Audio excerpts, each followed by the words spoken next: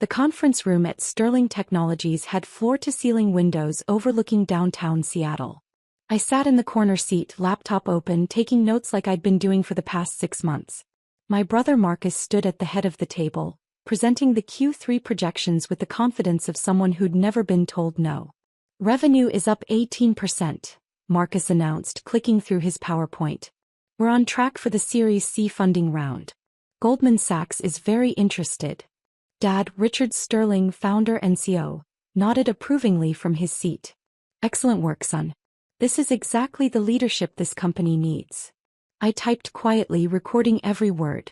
The expansion into the European market is proceeding ahead of schedule, Marcus continued. We've secured partnerships with 3 major distributors in Germany and France. By this time next year, Sterling Technologies will be a truly global operation. My stepmother Claire beamed at him from across the table. Marcus, you're simply brilliant. Richard, you must be so proud. I am, Dad said. Marcus has proven himself time and time again. He's got the Sterling business instinct. I kept my eyes on my screen, fingers moving across the keyboard. Marcus noticed me then. He always did, eventually. Emma, are you getting all this? I need these notes distributed to the full board by end of day. Yes, I said simply. Good. That's really all you're here for after all. He smirked. Someone's got to take the meeting minutes while the adults handle actual business. A few people around the table chuckled. I'd learned not to react to comments like these.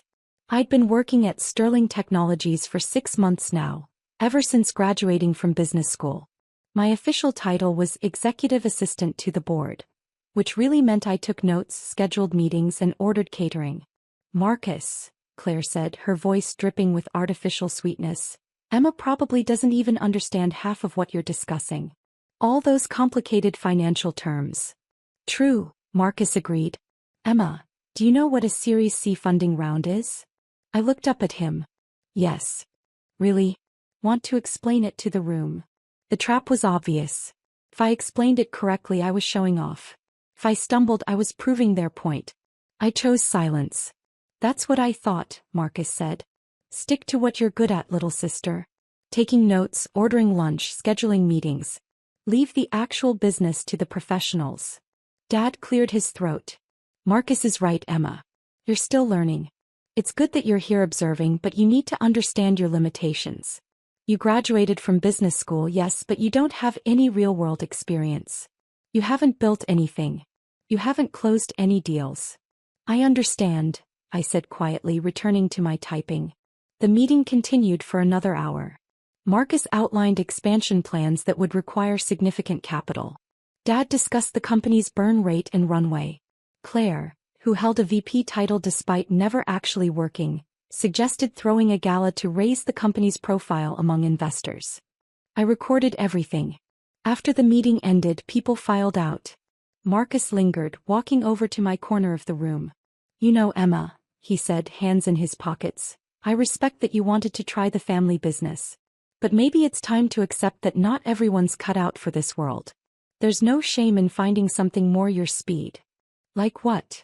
I asked, still not looking up from my laptop. I don't know. Teaching? Nonprofit work? Something that doesn't require, ruthless business instinct. He leaned against the table. Dad and I have been talking. We don't think you're happy here. I'm fine. Are you though? You barely speak in meetings. You don't contribute ideas. You just sit there typing. He shook his head. This isn't an entry-level job, Emma. This is pity employment. Dad felt bad that you came back from business school with all these expectations, so he created a position for you. But we both know you're not actually adding value. I saved my notes and closed my laptop. Is there anything else you need, Marcus? See, that's what I mean. No fire. No passion. You're not a Sterling, Emma. Not really. He straightened up. I'm not trying to be cruel. I'm trying to help you understand reality. Some people are built to lead companies. Others are built to support them. There's nothing wrong with being support staff. I'll have the meeting notes distributed within the hour, I said. Marcus sighed. Whatever. Just make sure the formatting is correct this time. Last week's notes had inconsistent bullet points. He left. I sat alone in the conference room for a moment, looking out at the Seattle skyline. Then my phone buzzed. David Chin, Quantum Capital Partners. I answered. David. Emma, we need to discuss the Sterling Technologies position. David's voice was all business. He'd been my investment director for 3 years, ever since I'd started building my portfolio in earnest. The quarterly review shows some concerning trends. I know, I said quietly, glancing at the door to make sure I was alone. I'm seeing it from the inside now. Your brother's European expansion is overextended. He's burning through cash at an unsustainable rate. The Goldman Sachs Series C he keeps mentioning? I made some calls. They're interested but not at the valuation Marcus is assuming. What's the gap? He's expecting $300 million. They're thinking half that, maybe less. I processed this.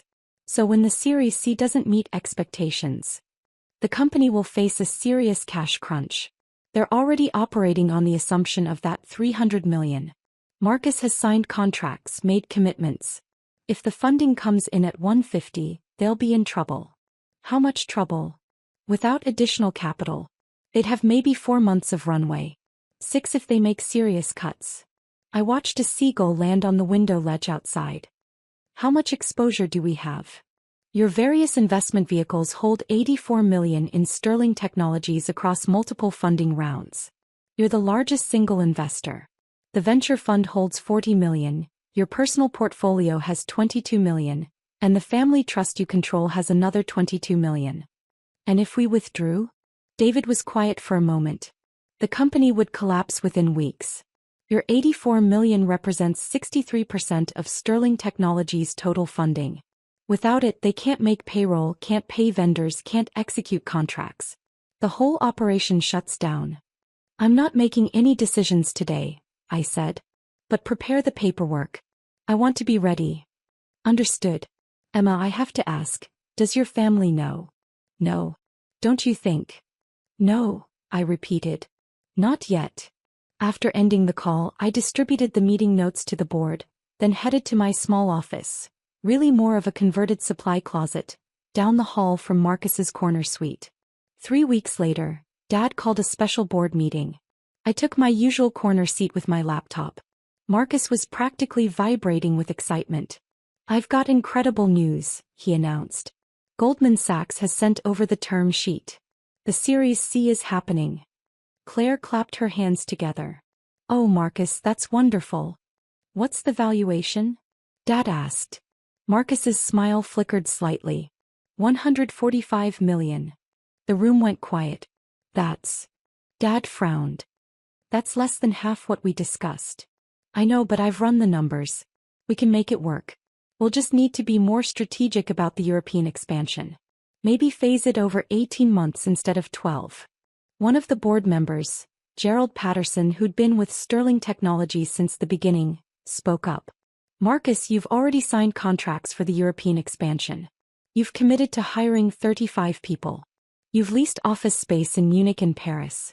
Those costs don't pause just because funding came in lower than expected. I'm aware of that, Gerald, Marcus said tersely. Like I said, we'll be strategic. Strategic means what exactly? Gerald pressed. You're burning $3 million a month on expansion costs alone. The Goldman funding will cover operations for what, 3 years at current burn? Less if anything goes wrong. Nothing's going to go wrong, Marcus snapped. This is how business works. You take calculated risks. You don't get anywhere by being conservative. I typed every word. Dad intervened. Let's all take a breath. Marcus is right that calculated risks are part of growth. But Gerald raises valid concerns. Marcus, I need you to put together a revised budget that shows exactly how we'll manage the European expansion with the new funding parameters. Of course, Marcus said.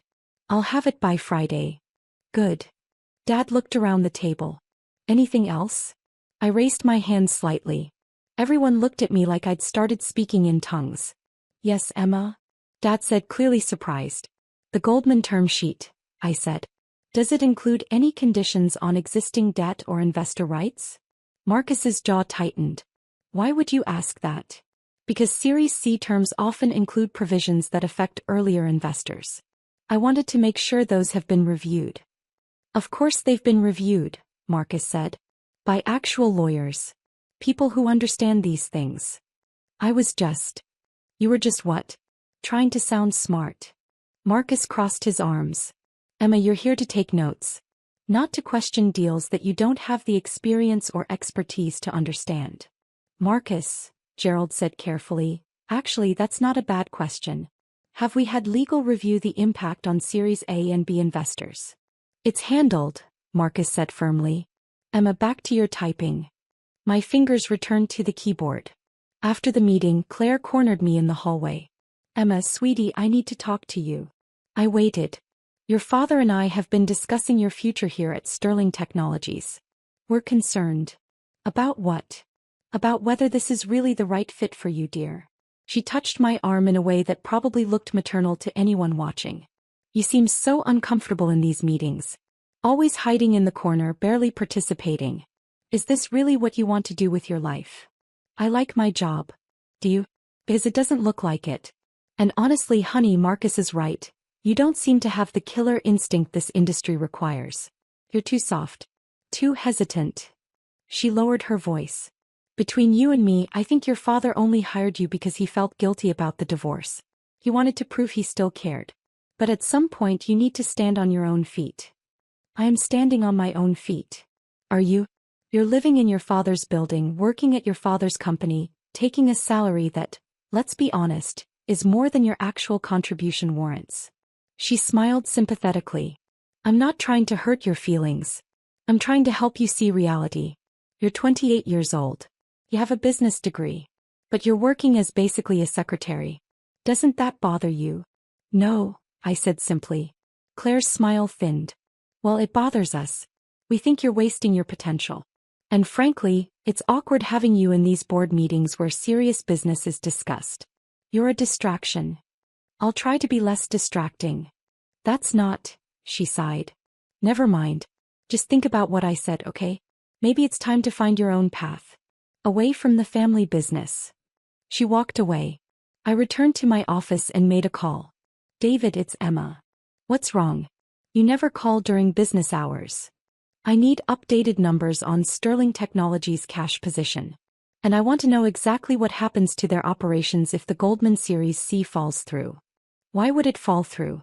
Marcus signed the term sheet. Just get me the numbers. David called back within 3 hours. Okay, if the Goldman deal collapses, Sterling Technologies has approximately 8 weeks of cash runway at current burn rate. They'd need emergency funding or they'd have to shut down operations. And our position? Still $84 million across your various holdings. Your venture fund's $40 million makes you the lead investor from the Series B round. You have significant rights, board seat, information rights, veto power on certain decisions. I never exercised the board seat. I know. You said you wanted to keep a low profile. Maybe that was a mistake. I paused. What would happen if I called a special investor meeting? To discuss what? Management decisions. Cash burn. Strategic direction. David was quiet for a long moment. Emma, if you call that meeting, your family will know. They'll figure out who you are. I know. Is that really what you want? After 3 years of keeping this quiet.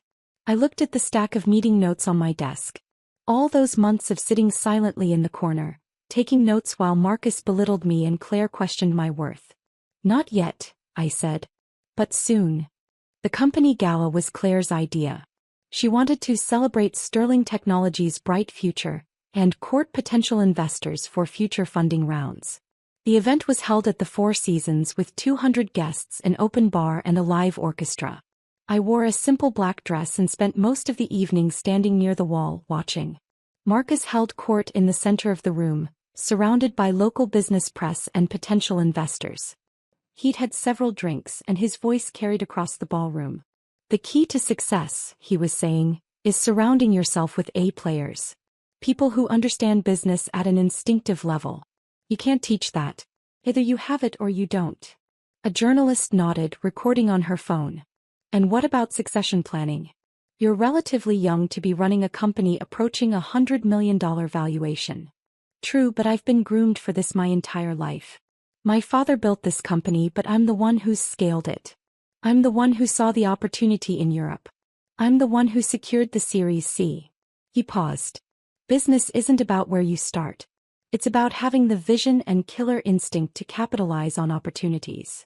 Does the rest of your family work at Sterling Technologies? My father, of course. He's still CO, though I handle most of the day-to-day operations.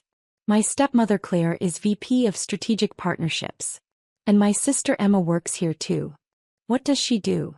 Marcus's eyes found me across the room. Emma? She's more of a support role.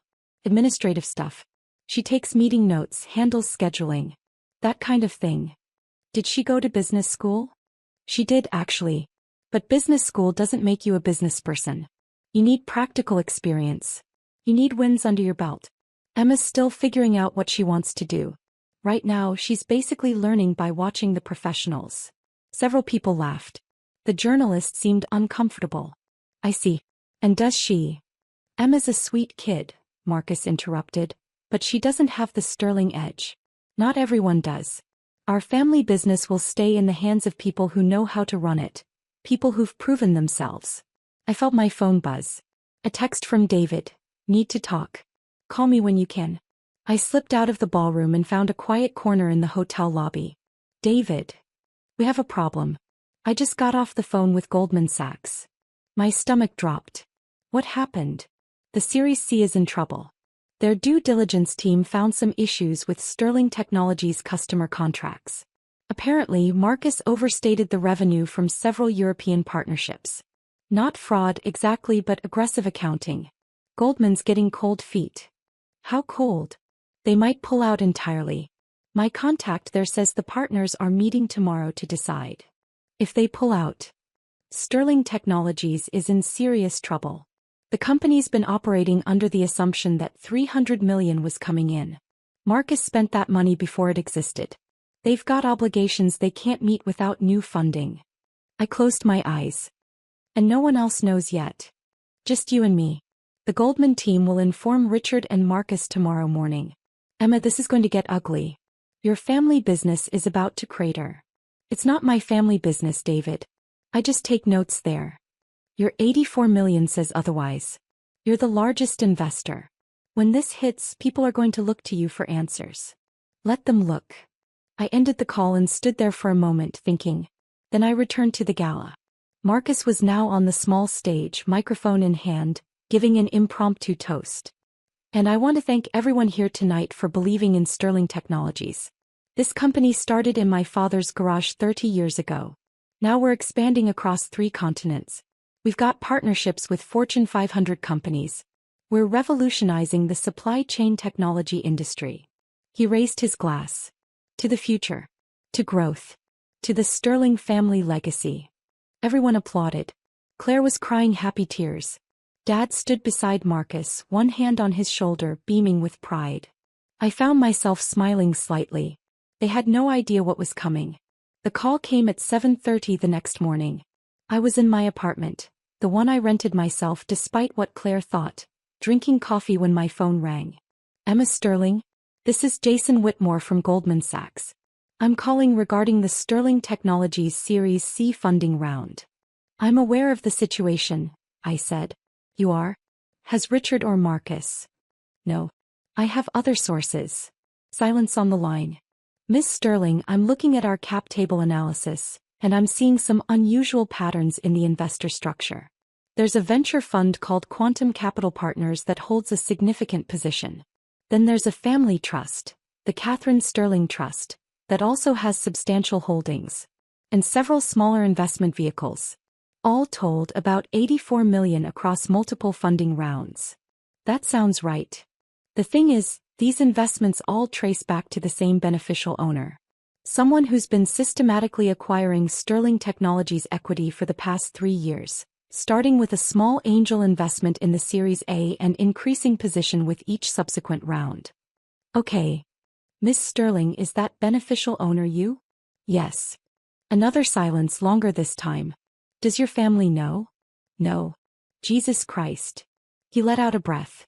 Okay, I'm calling because Goldman Sachs is withdrawing from the Series C. We found material misrepresentations in the European partnership agreements. I'm informing all major investors before we notify Richard and Marcus officially. I understand. The thing is, Miss Sterling, you're not just a major investor. You're the lead investor. You've got 63% of the company's total funding. And according to your Series B terms, you have certain protective rights, including approval rights on any new debt or significant operational changes. I'm aware of my rights. Are you planning to exercise them? I looked out my apartment window at the Seattle morning. Mr. Whitmore, when will you inform my father and brother about Goldman's withdrawal? We're sending a letter this morning. They should receive it within the hour. Thank you for letting me know. Miss Sterling, I have to ask, what are you going to do? With Goldman out, Sterling Technologies needs funding desperately. Your $84 million is literally keeping the lights on. If you withdrew, the company would collapse, I finished. Yes. Completely. They'd be out of business within a month. I appreciate the call, Mr. Whitmore. I hung up and finished my coffee. Then I called David. Pull the trigger, I said. You're sure? I'm sure. Withdraw all $84 million from Sterling Technologies. All positions, all holdings, all investment vehicles. I want everything liquidated by end of business today. Emma, that's your entire position. And it's going to crash the company. Your father's company. It's not my father's company. It's Marcus's company. Dad's barely involved anymore. He just sits in board meetings and nods while Marcus runs things into the ground. I paused. How long before the withdrawal starts hitting their accounts? The venture fund has 30-day notice provisions, but the family trust and your personal holdings are immediate liquidity. They'll see those withdrawals start processing this morning.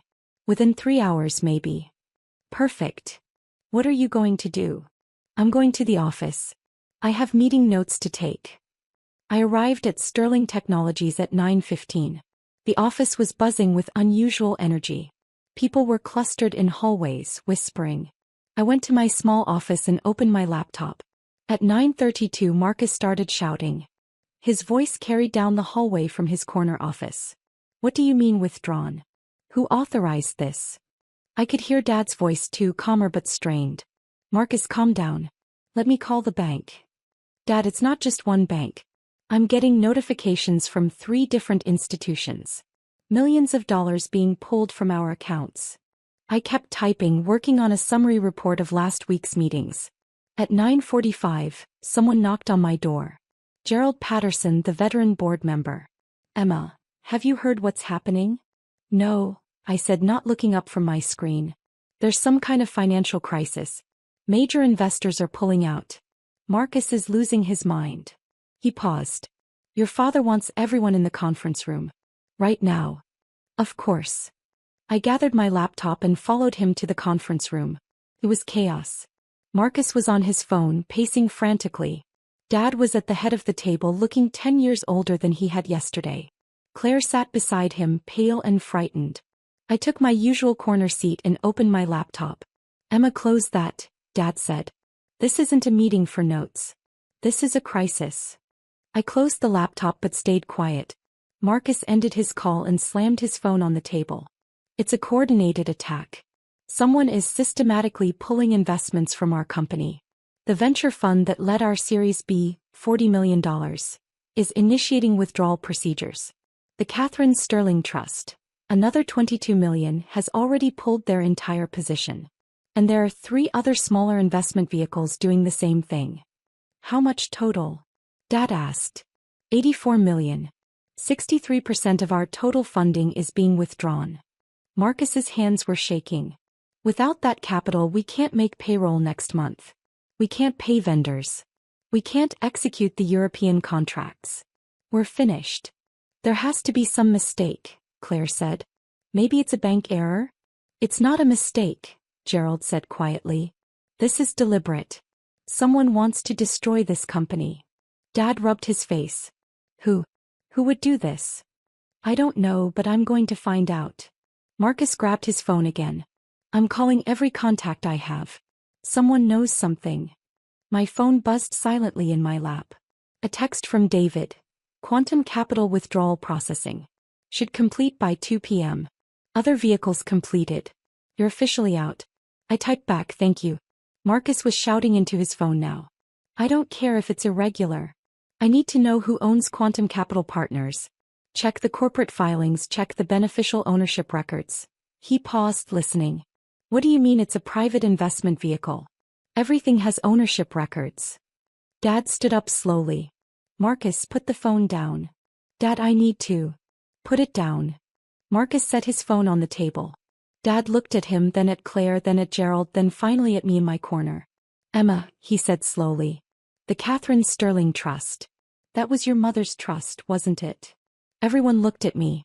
Yes, I said simply. The trust that passed to you when she died. Yes. Emma, do you have anything to do with these withdrawals? I met his eyes. Yes. The room went silent. You. Marcus stared at me like I'd just materialized out of thin air. You pulled $22 million from the family trust? Without telling anyone. It's my trust. I don't need to tell anyone. But why would you? He stopped. Wait. You're saying you own the Catherine Sterling Trust. But what about the other investments? The venture fund? The other vehicles? Those are mine too. Marcus laughed, but it was a high, strained sound. No, that's not possible. The Series B venture fund was led by Quantum Capital Partners.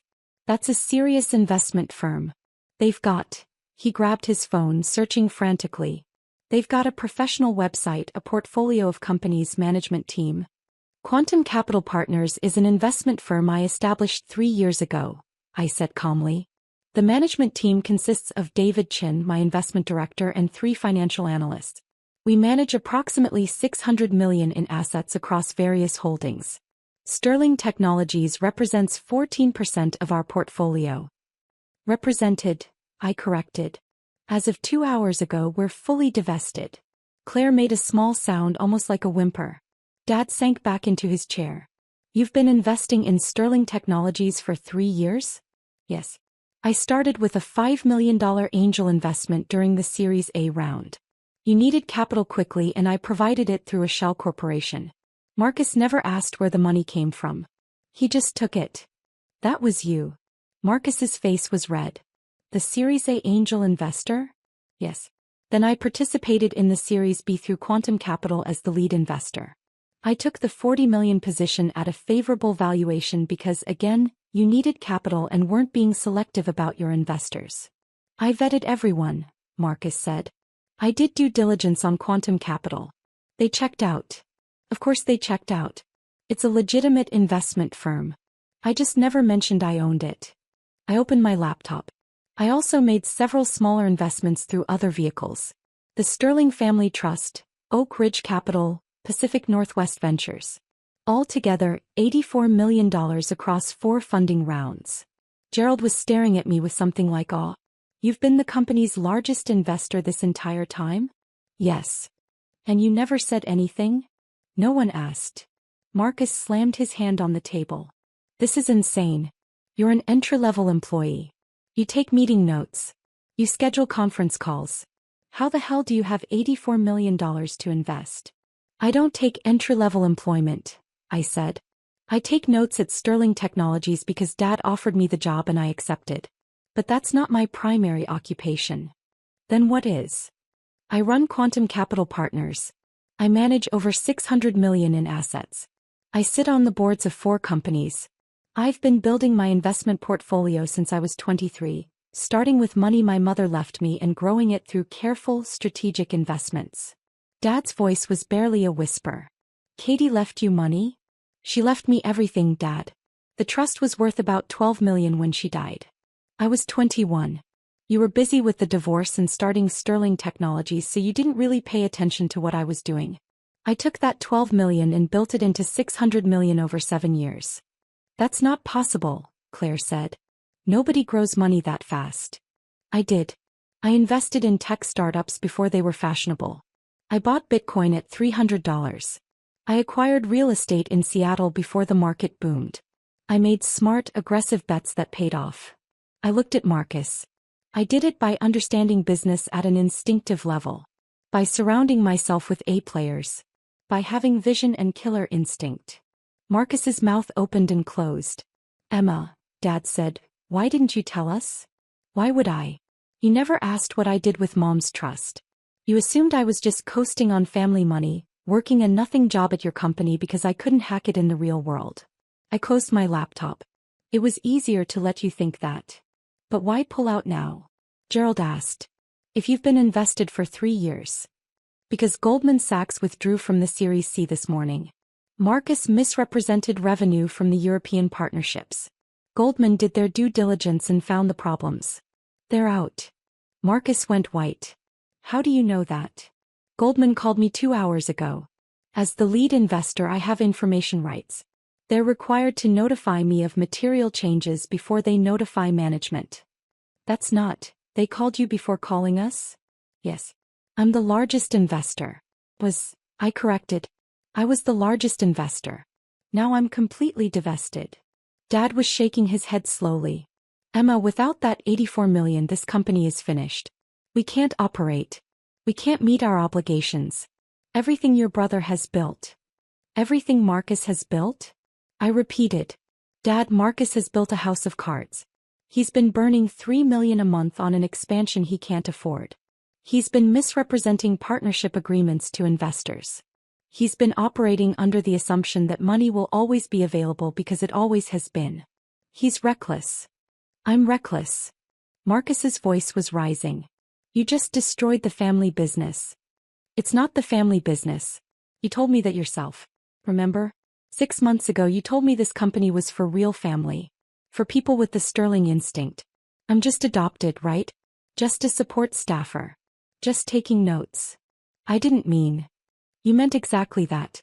You've spent 6 months treating me like I'm an idiot. Like I'm dead weight you're stuck with because Dad feels guilty. I stood up. So I'm removing myself. All 84 million of myself. Claire's voice was desperate. Emma, please. This company employs 67 people. Those people have families, mortgages, children. If Sterling Technologies fails, they lose everything. Then Marcus should have thought of that before he built a company on other people's money without being responsible with it. I've been responsible. Marcus shouted. I grew this company from 20 million to nearly 100 million in valuation. I secured partnerships. I expanded internationally. You did all of that with my money, I said simply. My 84 million was the foundation of every move you made. Every hire, every expansion, every partnership. Funded by my capital. And you treated me like I was stupid. Dad's face was gray. Emma, I know we didn't appreciate your role here. I know we took you for granted. But please think about what you're doing. This is still a family business, even if we did a poor job of making you feel like family. If you wanted me to feel like family, you wouldn't have let Marcus and Claire spend 6 months belittling me. You wouldn't have sat silent while they questioned my intelligence, my work ethic, my worth. I picked up my laptop. I tried to warn you, by the way. At that board meeting 3 weeks ago, I asked about the Goldman term sheet and its impact on existing investors. Marcus told me to shut up and take notes. Gerald nodded slowly. I remember that. If Marcus had listened, if anyone had taken me seriously for 1 second, I would have explained my concerns about the company's cash position. I would have offered advice on managing the Series C process. I would have helped. I looked at each of them. But nobody wanted my help. You wanted a secretary. So this is revenge? Marcus asked. You're destroying everything because your feelings got hurt? No. This is business. Quantum Capital Partners has a fiduciary duty to its limited partners. When we identified material risks in Sterling Technologies, overextension, misrepresented revenue, failed Series C funding, we had an obligation to protect our capital. So we withdrew. I paused. It's not personal, Marcus. It's just business. You understand business, right? The room was silent except for Claire crying softly. What happens now? Dad asked quietly. Now. Sterling Technologies tries to find emergency funding. You reach out to every investor you know. You beg for bridge loans. You cut costs drastically, lay off most of the European team, close the international offices, scale back to core operations. I walked toward the door. Or you file for bankruptcy and liquidate. That's the more likely outcome. Emma, wait. Dad stood up. Please. I know we failed you. I know I failed you. After your mother died, I got so caught up in building this company that I stopped seeing you. I let Claire and Marcus treat you badly. I'm sorry. I paused at the door. If you give us another chance, Dad continued, I'll make changes. I'll value your input. I'll treat you like a real part of this company. I don't want to be part of this company, Dad. I never did. Then why work here? Why spend 6 months taking notes if you didn't care? I wanted to see if you'd notice, I said simply. I wanted to see if, at any point, you'd realize there was more to me than you assumed. I sat in meeting after meeting watching Marcus make mistakes, watching the company bleed money, wondering if anyone would ask my opinion. No one ever did. Ask now, Gerald said suddenly. Emma, if you were still invested, what would you recommend we do? I considered. Fire Marcus. Bring in professional management. Cut the European expansion entirely and focus on the core North American business. Reduce burn to under $1 million a month. Then approach Series C funding from a position of stability rather than desperation. Would that work? Gerald asked. It would give you a chance.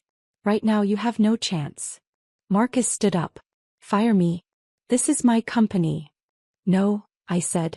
It's Dad's company. And it was my capital. You were just the person spending both. I left before anyone could respond.